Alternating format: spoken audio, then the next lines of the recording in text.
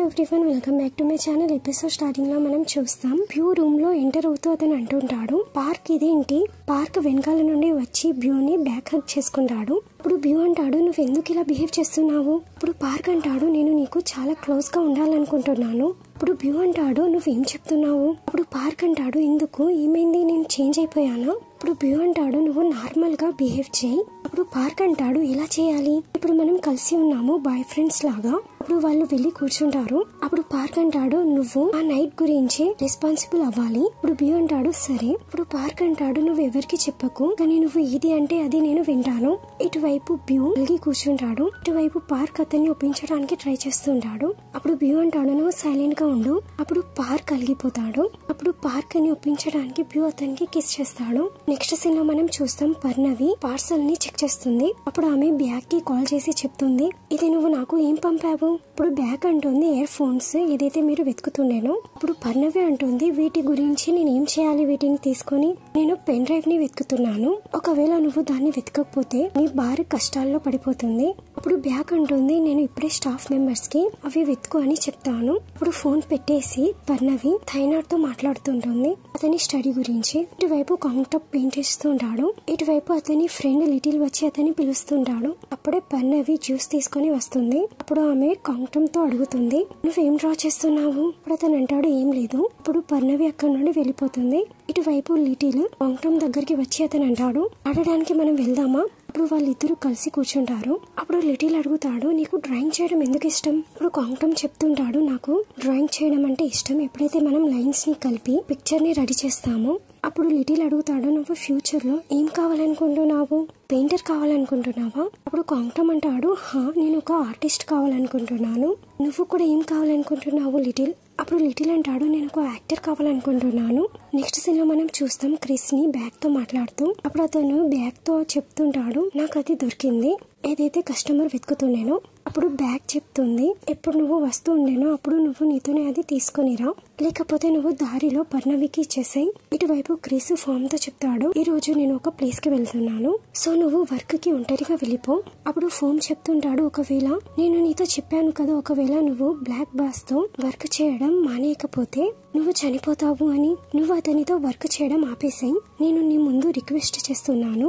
అప్పుడు క్రిస్ అడుగుతాడు, నీకు బ్లాక్ బాస్ గురించి ఎలా తెలుసు, అసలు నువ్వెవరు? అప్పుడు ఫోమ్ అంటాడు, నేను నీ బాయ్ ఫ్రెండ్, ఫ్యూచర్ నుండి వచ్చాను, నేనైతే నీకు చెప్పాను కదా, నువ్వు ఆ రోజు చనిపోయే ముందు బ్లాక్ బాస్ గురించి నాతో చెప్పావు. అప్పుడు క్రిస్ అంటాడు, ఒకవేళ నేను ఇదంతా ఆపేస్తే నువ్వు కూడా ఇదంతా ఆపేయాల్సి వస్తుంది. అప్పుడు ఫోమ్ ప్రామిస్ చేస్తాడు. అప్పుడు క్రిస్ అంటాడు, నేను నెమ్మదిగా వెనకాలకి వెళ్తాను, దీంతోనైతే వాళ్లకు ఎలాంటి సందేహం కలగకుండా ఉండడానికి.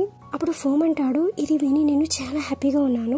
నెక్స్ట్ సీన్ లో మనం పార్క్ ఉన్న బ్యూని చూస్తాం. వాళ్ళు ఇంటిమేట్ అవుతూ ఉంటారు. అప్పుడు పార్క్ అంటాడు, నా మెడిసిన్స్ ఎక్కడున్నాయి? అప్పుడు బ్యూ అంటాడు, అవి డ్రాలో ఉన్నాయి. అప్పుడు పార్క్ అంటాడు, మనం ఇంకొక రౌండ్ చేస్తామా? అప్పుడు బ్యూ అంటాడు, లేదు, నేను అలసిపోయాను, మనం వర్క్ కి లేట్ అయిపోతాము.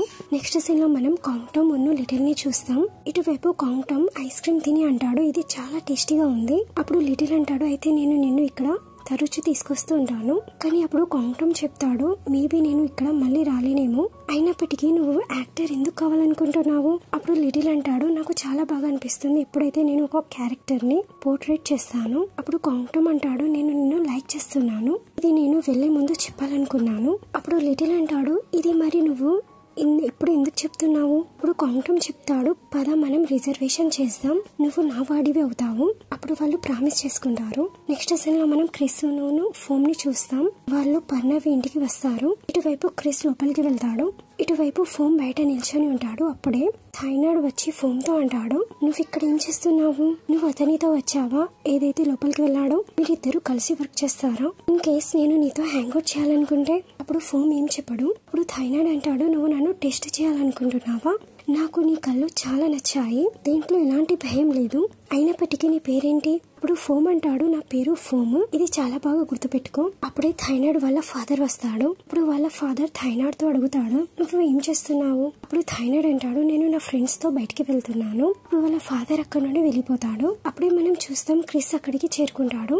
అప్పుడు క్రిస్ ని చూసి థైనాడ్ అంటాడు, అయితే నీకు ఫస్ట్ నుండి పార్ట్నర్ ఉన్నాడా? ఇదైతే చాలా ఇంట్రెస్టింగ్ గా ఉంది, నాకు ఛాలెంజెస్ అంటే చాలా ఇష్టం, ఇటువైపు ఫోమ్ ఉన్న క్రిస్ అక్కడ నుండి వెళ్ళిపోతారు. ఇటువైపు మనం చూస్తాం పార్క్ ఉన్న బ్యూ వాళ్ళిద్దరూ వెళ్తుంటారు కలిసి.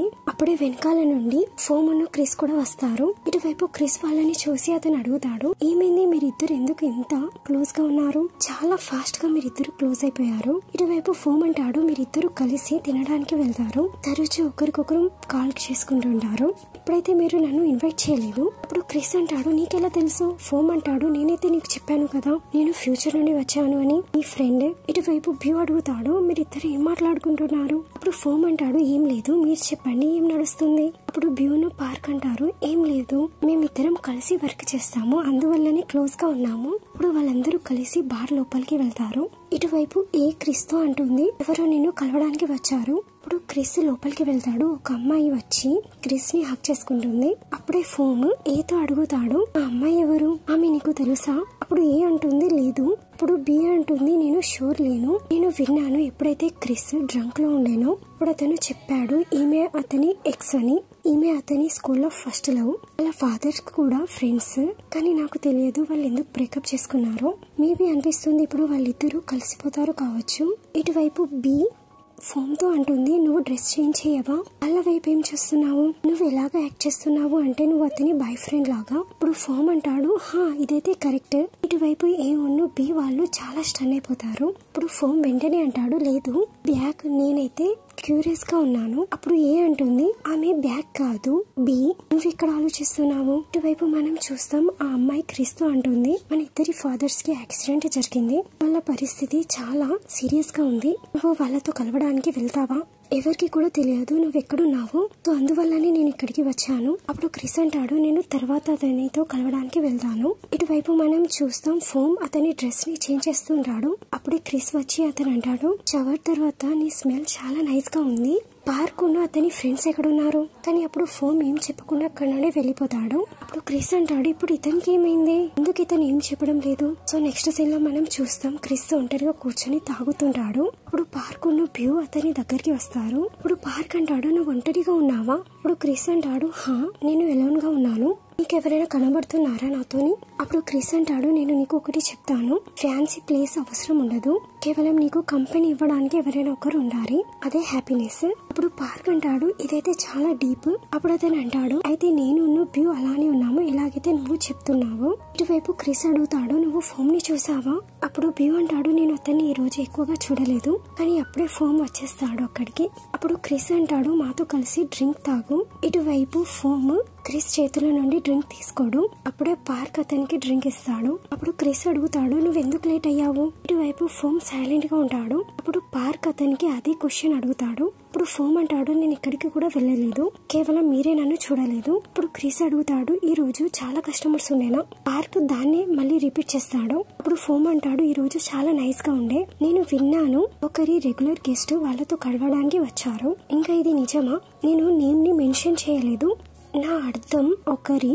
అప్పుడు క్రిస్ అంటాడు, అది ఎవరు? అప్పుడు పార్క్ ఉన్న బ్యూ అంటాడు, మాకైతే ఎలాంటి రెగ్యులర్ కస్టమర్స్ లేరు. ఇప్పుడు క్రిస్ అంటాడు, నాకున్నారు ఒకరు. అప్పుడు పార్క్ అంటాడు, అయితే ఫోమ్ నీ గురించే మాట్లాడుతున్నాడు. అప్పుడు పార్క్ అంటాడు, నువ్వేం చేశావు దాని వల్ల ఫోమ్ యాంగ్రీ అయిపోయాడు, నువ్వు చూడలేదా అతను నీతో మాట్లాడలేదు? అప్పుడు క్రిస్ అంటాడు, అయితే నేను వెళ్ళి అతన్ని ఒప్పించాలా? అప్పుడు పార్క్ అంటాడు, వెళ్ళు వెంటనే అతనితో మాట్లాడు. అప్పుడు క్రిస్ అంటాడు, మీరిద్దరు కలిసి టైం ని స్పెండ్ చేయాలనుకుంటున్నారా? నెక్స్ట్ సీన్ లో మనం చూస్తాం ఫోమ్ తను తన బట్టలన్నిటిని తన బ్యాగ్ లో ప్యాక్ చేస్తుంటాడు. అప్పుడే క్రిస్ రూమ్ లో వచ్చి అతను అంటాడు, నువ్వెందుకు వీటన్నిటిని ప్యాక్ చేస్తున్నావు, నువ్వు ఎక్కడికి వెళ్తున్నావు? ఇప్పుడు ఫోమ్ సైలెంట్ గా ఉంటాడు. క్రిస్ అంటాడు, ఒకవేళ నువ్వు టెన్షన్ లో ఉంటే నువ్వు నాతో డిస్కస్ చేయొచ్చు, దేని గురించి అయినా. ఇప్పుడు ఫోమ్ అంటాడు, కానీ నీ సంగతి ఏంటి?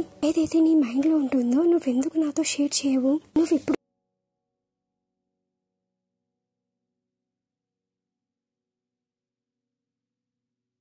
ఇప్పుడు కూడా సేమ్ గానే ఉన్నావు, మేబీ అది పాస్ట్ అయినా ఫ్యూచర్ అయినా నువ్వైతే అసలు చేంజ్ కాలేదు. ఇప్పుడు క్రిస్ అంటాడు, ఒకవేళ నువ్వు దేని గురించి అయినా తెలుసుకోవాలనుకుంటే నువ్వు నాతో అడుగు, నేను నీకు మొత్తం చెప్పేస్తాను. ఫోమ్ అంటాడు, నువ్వు షూర్ గా ఉన్నావా? నేను ప్యాన్ గురించి తెలుసుకోవాలనుకుంటున్నాను. నీ గర్ల్ ఫ్రెండ్, నువ్వు ఆమె పిక్ ని కూడా రూమ్ లో పెట్టుకున్నావు, నువ్వు ఆమెని చాలా ఇష్టపడుతున్నావు. అప్పుడు క్రిస్ అంటాడు, హా ఇష్టపడుతున్నాను. అప్పుడు ఫోమ్ వాచ్ ని పట్టుకుని అతను అంటాడు, నేను టైంలో మళ్ళీ ఎందుకు వచ్చేసాను? లాస్ట్ లో నన్ను నేను ఈ రిమైండ్ చేయించుకోవడానికి ఎవరినైతే నేను ఇష్టపడతానో అతను వేరే వాళ్ళని ఇష్టపడుతున్నాడు అని. అప్పుడు అతను వాచ్ ని పారేస్తాడు. అప్పుడు క్రిస్ ఆ మూమెంట్స్ ని గుర్తు తెచ్చుకుంటూ ఉంటాడు. ఎప్పుడైతే అతనికి నైఫ్ తగలబోతుంటుందో అప్పుడు ఫోమ్ అతని ముందు వచ్చి అతన్ని కాపాడుతాడు. ఇప్పుడు క్రిస్ ప్రెసెంట్ లో ఫోమ్ దగ్గర కూర్చొని ఇప్పుడు క్రిస్ అంటూ ఉంటాడు, నువ్వు నాతో చెప్పావు, నువ్వు టైంలోకి మళ్ళీ వచ్చావు పాత విషయాలను ఫిక్స్ చేయడానికి, పాస్ట్ ని చేంజ్ చేయడానికి, దీంతోనైతే నేను చనిపోకుండా ఉండడానికి. అప్పుడు ఫోమ్ చేయి పట్టుకొని క్రిస్ అంటాడు, నేను నీ కేర్ ని ఫీల్ అవ్వగలను, నాకు నీ ఫీలింగ్స్ గురించి తెలుసు, ఏవైతే నా గురించి నీ మనసులో ఉన్నాయో, ఎలాగైతే నువ్వు చాలా క్యూరియస్ గా ఉంటావో, ఇంకా నీకు రిస్క్ గురించి కూడా తెలుసు, కానీ ఇప్పుడు కూడా నువ్వు నాకు హెల్ప్ చేయడానికి వచ్చేస్తావు. అప్పుడు ఫోమ్ అతని చేయిని తీసుకొని అతను అంటాడు, దీని అర్థం ఏమైంది, ఎప్పుడైతే నువ్వు వేరే వాళ్ళని ఇష్టపడతావో. అప్పుడు క్రిస్ అంటాడు, దీని అర్థం ఏంటిది అంటే నేను క్రిస్ తో ప్రేమించేవాడిని, కానీ ఇప్పుడు అలా లేదు, ఇదంతా పాస్ట్ లో ఉండే, నేను ఇప్పుడు ఆమెని ఇష్టపడడం లేదు, ఇప్పుడు మేము కేవలం ఫ్రెండ్స్ మాత్రమే. కానీ అప్పుడు ఫోమ్ అంటాడు, కానీ ఆమె నీతో కలవడానికి వచ్చింది. అప్పుడు క్రిస్ అంటాడు, ఆమె అయితే నాకు మా ఫాదర్ యొక్క యాక్సిడెంట్ గురించి చెప్పడానికి వచ్చింది, నేను వెళ్ళి అతనితో కలవాలని చెప్పడానికి వచ్చింది, కేవలం ఇంతే. అప్పుడు ఫోమ్ అంటాడు, అయితే మరి ఆమె నీకు కాల్ ఎందుకు చేయలేదు. అప్పుడు క్రిస్ అంటాడు, నేను మా ఫ్యామిలీ వాళ్ళకి చాలా టైం నుండి కాంటాక్ట్ చేయలేదు, కేవలం ఆమెకి తెలుసు నేను ఇక్కడ ఉన్నాను అని. అప్పుడు ఫోమ్ అంటాడు, అయితే మరి నువ్వు నాతో ఎందుకు చెప్పలేదు. నేనైతే చాలా ముందుగా ఆలోచించాను, ఏ ఉన్ను బి నన్ను పిచ్చివాడిని చేశారు. ఇప్పుడు క్రిస్ అంటాడు, ఒకవేళ నువ్వు ఏమైనా తెలుసుకోవాలనుకుంటే డైరెక్ట్ గా నువ్వు నాతో మాట్లాడు. అప్పుడు ఫోమ్ అంటాడు, అయితే నువ్వు నా గురించి ఇంత కేర్ చేస్తే నీకు నా గురించి ఫీలింగ్స్ ఉన్నాయా. అప్పుడు క్రిస్ తన ఫేస్ ని టర్న్ చేసి అంటాడు, లేదు. ఇప్పుడు ఫోమ్ అంటాడు, నాకు తెలుసు నువ్వు నన్ను లైక్ చేస్తావు, నువ్వు యాక్సెప్ట్ కూడా చేయి. అప్పుడే మనం చూస్తాం ఫోమ్ స్పృహ కోల్పోయి కింద పడిపోతాడు. ఇటువైపు క్రిస్ అతన్ని లేపడానికి ట్రై చేస్తుంటాడు. సో దీంతో ఈ ఎపిసోడ్ ఎండ్ అవుతుంది. మీకు వీడియో నచ్చినట్లయితే please like, share and subscribe.